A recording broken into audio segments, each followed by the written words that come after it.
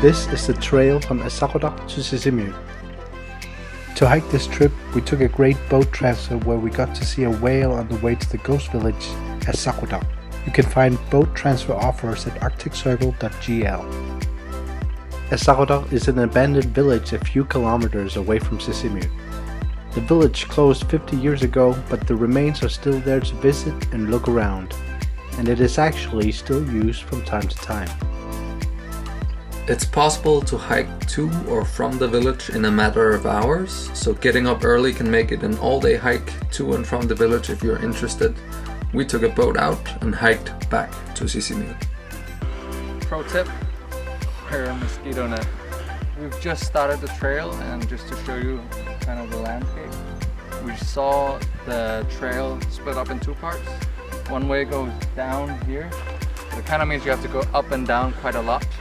Whereas if you take the one higher up, you stay kind of flat and going along the trail. So I would recommend going high up in the beginning and then just stay there to keep it as flat as possible. On the route there are a few places of moving water to refill your water bottle. It's clean, cold and delicious to drink.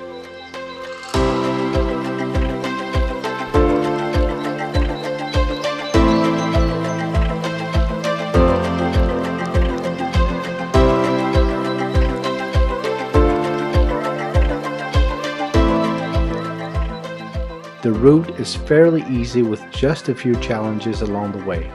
You follow the road which follows the mountain back to town. It goes up and down and through a few bushes, but it is mostly a question about pacing yourself and enjoying the hike.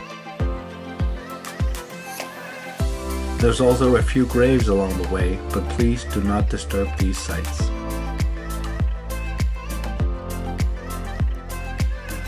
We didn't meet anyone on this hike, and we think it's one of the lesser traveled routes around town, making it one of the more peaceful hikes.